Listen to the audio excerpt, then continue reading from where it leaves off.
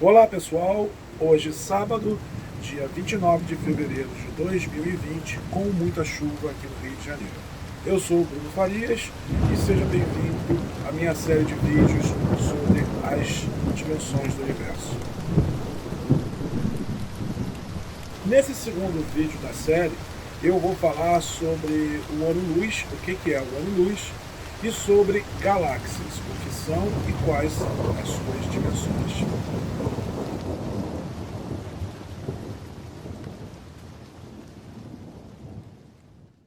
Bem, a gente viu no primeiro vídeo da série, onde eu falei sobre as estrelas e os planetas, focando em suas dimensões e comparando-as em escala, que os corpos celestes são muito grandes, bem maiores, muito maiores do que possamos imaginar. Se você não viu esse vídeo, eu recomendo que assista, e aqui está o link para a sua execução. Agora vamos falar sobre as galáxias. O que elas são e dar uma noção sobre seus tamanhos. Mas antes disso, precisamos tocar num assunto que vai ser muito importante neste vídeo e também no próximo, o terceiro e último vídeo dessa série de escalas do universo. Sabemos que o nosso Sol é uma estrela, tem um diâmetro de 1.392.700 km. A estrela mais próxima de nós é chamada de Alpha Centauri A e possui 1.703.800 km de diâmetro. Essas dimensões são fáceis de serem entendidas e compreendidas, pois a casa dos milhões ainda é compreensível em nossa mente, apesar de ser uma distância muito grande, mas dá para compreender sem maiores esforços. Ocorre que quando medimos a distância entre as estrelas, a distância em quilômetros já começa a ficar complicada. Veja, por exemplo, que Alpha Centauri A está a 41 trilhões e 300 quilômetros de nós. Já começa a confundir a cuca, porque não estamos acostumados a lidar com cifras tão elevadas. Se falarmos da estrela Dox, que é uma estrela do tipo anã branca e foi descoberta pelo cientista brasileiro Kepler de Souza, esse aí tem mesmo nome de astrônomo. Que tem a particularidade de ter uma atmosfera composta de 99,9% de oxigênio. Ela dista de nós 11 quatrilhões e 353 trilhões de quilômetros. Fica bem complicado imaginar isso, não acha? E se falarmos de Ícaros, a estrela mais distante já descoberta por nossa humanidade terrena, graças ao telescópio espacial Hubble, que fica a incríveis 85 sextilhões e 150 quintilhões de quilômetros. Aí mesmo é que rachamos a cuca e não conseguimos conceber tantos e tantos zeros e números numa dimensão de distância. Para facilitar, poderíamos até escrever essa distância em notação científica, e ela seria 8,5 vezes 10 elevado a 22 quilômetros. Melhorou? Pior que não, piorou. Não dá para imaginar um número assim. Mas os cientistas usam esse recurso apenas para simplificar os números e não ter que ficar escrevendo e digitando tantos e tantos zeros. Mas, em termos de visualização, a notação científica piora ainda mais a percepção, não acham? Além de tudo isso, imagina termos que dizer uma distância como esta: 85 sextilhões, 154 quintilhões, 345 quatrilhões, 174 trilhões, 927 bilhões, 23 milhões, 614.204 quilômetros. É bem complicado e longo falar, não é? Quando você chegar na casa dos trilhões, já se perdeu a noção do que veio antes e passa tudo a ser embaralhado. Para facilitar a nossa vida e compreensão dos números tão absurdamente gigantescos, a astronomia criou um jeito simples de resolver essa questão. Estamos falando do ano-luz, que nada mais é que o tempo que a luz demora para percorrer um ano. Em outras palavras, ano-luz é a distância que a luz percorre em um ano terrestre, ou seja, a distância que a luz percorre em 365 dias. Agora, eu coloco aqui para vocês verem algumas estrelas próximas à Terra e suas respectivas distâncias de nós. Alpha Centauri, 4,37 anos-luz, como a gente já viu. Sirius, 8,58 anos-luz. Próximo, 11,40 anos-luz. Fomalhaut, 25,10. E Arcturus, 36,66 anos-luz. Agora vamos colocar outras estrelas que estão um pouquinho mais distantes de nós. Canopus está a 310 anos-luz. Adara, 430. Alcione nas Pleiades, 444. Betelgeuse, 642. E a gigante Rigel, 864 anos-luz de distância de nós. Percebam que essas estrelas aqui destacadas em amarelo são bem mais distantes. E notem que a distância de Rigel até nós é de 864 anos-luz. Ou seja, a luz demorou 864 anos para sair da estrela Rigel e chegar até nós. Aqui, eu não posso me furtar a comentar o assunto que está sendo muito falado no início desse ano de 2020. Astrônomos identificaram uma notável variação do brilho da gigante estrela Betelgeuse, que, conforme você pode ver no primeiro vídeo dessa série, essa estrela é simplesmente 886 vezes maior que o nosso Sol. Por ser desse tamanho enorme, ela é classificada como uma supergigante vermelha e está em sua fase final de vida. Na verdade, no primeiro vídeo, quando eu disse que Betelgeuse era cerca de 886 vezes maior que o nosso Sol, eu apresentei um número médio, pois essa estrela pulsa. Ela diminui e aumenta de tamanho, com parte da sua superfície indo e vindo a todo instante. Nem sempre de forma uniforme, o que faz seu brilho perceptível aqui da Terra variar bastante. Por isso, seu tamanho varia entre 500 e 1000 vezes o tamanho do nosso Sol. Ocorre que nós sabemos que ela já está bem no finzinho da sua vida. Estrelas tão massivas quanto ela vivem muito menos tempo que o nosso Sol, porque seu combustível interior se esgota muito mais rápido. E sem essa energia extra, a estrela não consegue aguentar a pressão de suas camadas bem pesadas. Betelgeuse tem cerca de 8,5 milhões de anos, o que até pode parecer muito, mas o nosso Sol tem 4,5 bilhões de anos e não está nem na metade de sua longevidade. Nos últimos meses, Betelgeuse começou a mostrar um comportamento bem diferente. Ela, que era uma das estrelas mais brilhantes do céu, vem perdendo esse posto de forma quase constante. Hoje, quando eu digo, nesse momento agora que eu estou falando esse texto, dia 24 de fevereiro de 2020, já se pode perceber uma queda de 25% do seu brilho em relação a alguns anos atrás. Isso é muita coisa, e é a primeira vez na história que ela mostra esse apagamento repentino. Juntando o fato de que sabemos que Betelgeuse está moribunda com o fato desse estranho comportamento dela nos últimos meses, começamos a especular: será o fim da sua vida? Se sim, ela vai explodir e transformar-se numa supernova, que é uma explosão poderosa e luminosa e que libera uma enorme quantidade de energia. Uma explosão desse porte não passaria despercebida aqui da Terra. Em questão de dias, Betelgeuse se tornaria tão brilhante quanto a lua cheia. O brilho seria visível até durante o dia. Agora, vejam nessa simulação como seria a explosão de Betelgeuse nos céus. Essa estrela pode ser vista na constelação de Órion, também chamado de Três Marias. Ela é uma estrela bem avermelhada e alaranjada, que fica como sinalizada na seta. Percebam como o céu se ilumina à medida que a supernova vai explodindo. Ocorre que Betelgeuse está a aproximadamente 643 anos-luz de nós, ou seja, a luz que hoje vemos em nosso céu saiu de lá há 643 anos atrás. Portanto, não estamos vendo ela no presente, mas sim estamos vendo-a como ela era há 643 anos atrás. Legal esse negócio de ano-luz, né? O fato é que se Betelgeuse explodir nesse exato momento, ou seja, agora, nós aqui na superfície da Terra vamos testemunhar isso só daqui a 646 anos, ou seja, por volta do ano 2663. Essa relação de passado, ou seja, o que vemos no céu, não é o presente, mas sim o passado de cada estrela e do universo. não é exclusiva de Betelgeuse. Ela se aplica a todos os corpos celestes que estamos vendo no nosso céu. Por exemplo, a luz que hoje vemos de Betelgeuse saiu de lá no ano de 1377 aqui na Terra, ano no qual o rei Ricardo II da Inglaterra foi coroado.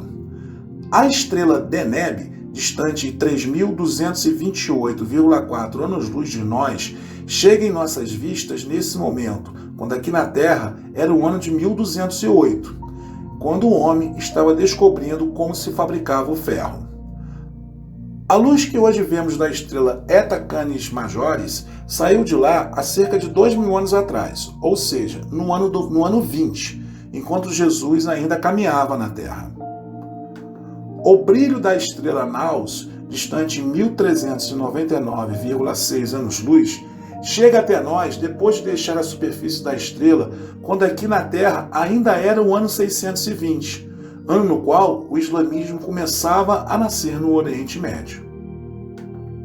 A Unitac, uma das estrelas da constelação de Órion, que compõe as populares Três Marias, dista de nós 817,3 anos-luz, ou seja, sua luz que hoje enxergamos deixou a estrela no ano de 1202 aqui na Terra, quando Gengis Khan aterrorizava os povos do Extremo Oriente. Já a estrela Enif, distante 672,4 anos-luz, tem a sua luz brilhando em nossos céus quando a humanidade sofria com a peste negra no ano de 1347. A luz de Acrabe, distante 528,5 anos-luz, deixou a estrela no ano 1492, quando Cristóvão Colombo descobria a América. No auge da Revolução Francesa, no ano de 1791, onde as cabeças eram cortadas pela guilhotina, a luz da estrela Schedar, distante 228,5 anos-luz de nós, deixava a superfície desta estrela para só chegar aqui em 2020. Alioth dista 80,9 anos-luz de nós. Teve a sua luz produzida pela ignição nuclear de seus átomos no ano de 1939, ano no qual Hitler invadia a Polônia, dando início à Segunda Guerra Mundial. Até a luz que sai do nosso Sol tem um tempo a percorrer antes de atingir a superfície da Terra. Sabendo que a velocidade da luz é de 300.000 km por segundo e que a distância entre a Terra e o Sol é de 149.600.000 km, fica fácil determinar o tempo que a luz do Sol demora para chegar até aqui.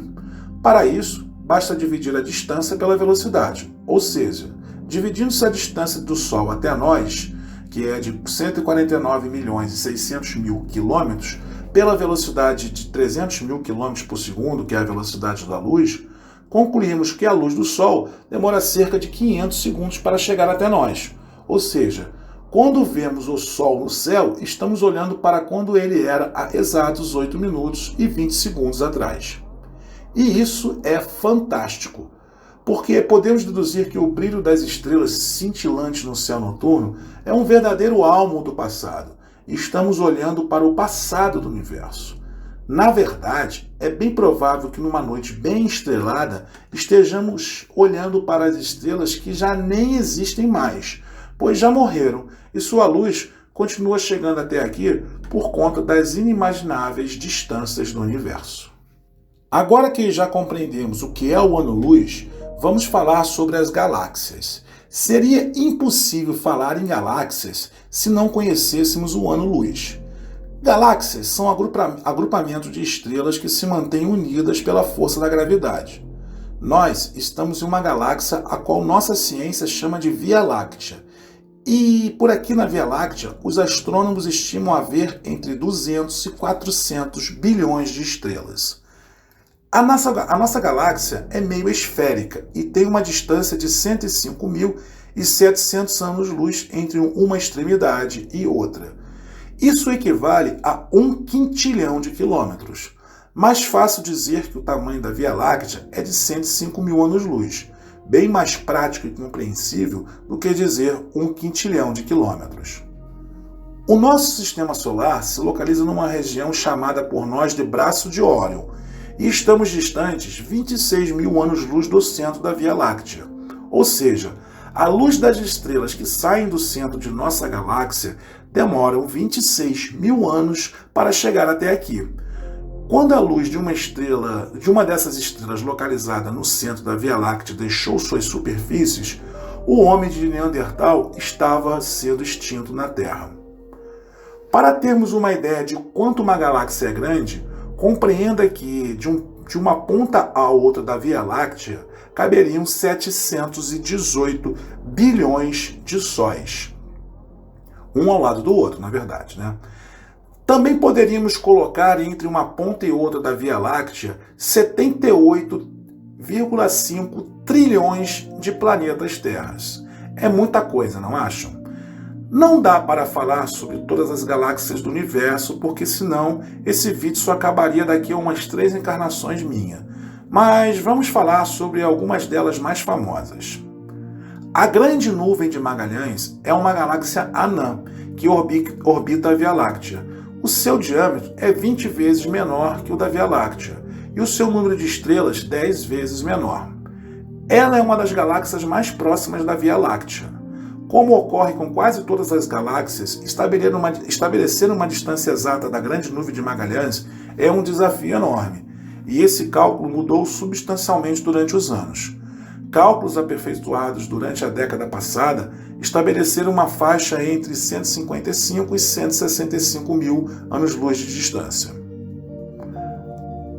A galáxia grande mais próxima de nós é a galáxia de Andrômeda, localizada a cerca de 2 milhões e 500 mil anos-luz de distância da Terra. A luz que vemos em nossos céus aqui da Terra deixou essa galáxia quando o Australopithecus, um dos protótipos da raça humana atual, ainda andava na superfície da Terra, ou seja, há 2 milhões e meio de anos atrás. Essa galáxia possui cerca de 1 trilhão de estrelas em seu interior, contra 200 a 400 bilhões de estrelas em nossa galáxia. A Andrômeda possui entre 180 e 220 mil anos-luz de diâmetro, portanto, era uma galáxia maior que a Via Láctea. A galáxia do Catavento, localizada a cerca de 21 milhões de anos-luz de distância, também é maior que a nossa Via Láctea, tendo um diâmetro entre 170 e 200 mil anos-luz. A galáxia do Roda-Moinho é do tipo um sistema duplo, onde cada um tem um centro brilhante, distantes cerca de 23 milhões de anos-luz de nós.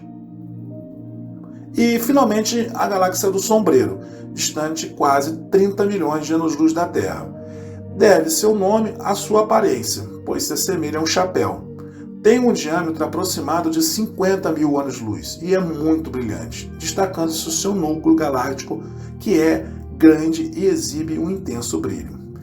Bem, é isso, pessoal. Como eu disse, não dá para falar de todas as galáxias, pois alguns cientistas bastante conservadores dizem que existem somente cerca de 200 bilhões de galáxias. Até pouco tempo, acreditava-se que esse número era na faixa de 500 bilhões de galáxias. Mas, recentemente, mapas tridimensionais do universo, elaborados por cientistas que se basearam em milhares de fotos do Hubble, garante que a quantidade de galáxias no universo é entre 1 e 2 trilhões, ou seja, é galáxia que não acaba mais. Eu não posso encerrar esse vídeo antes de falar de uma das maiores galáxias já catalogadas. Trata-se da galáxia NGC 6872, que fica a 212 milhões de anos-luz da Terra. Ela possui, segundo a estimativa dos astrônomos, um tamanho 5 vezes maior que a Via Láctea, ou seja, mais de 500 anos-luz de comprimento. E o que dizer da galáxia IC 1101? A qual tem nada mais, nada menos que cerca de 5 milhões e meio de anos-luz de diâmetro e está a mais de 1 bilhão de anos-luz de distância da Terra. Ela é simplesmente 52 vezes maior que a Via Láctea. Se os astrônomos estimam haver entre 200 e 400 bilhões de estrelas na Via Láctea, O que dizer das estimativas iniciais de 100 trilhões de estrelas na galáxia IC 1101? É muito grande. Eu vou ficando por aqui, mas vou deixar vocês com algumas fotos das mais belas galáxias do universo, antes de encerrar o vídeo. Curtam aí. Fiquem na paz e na luz do Criador.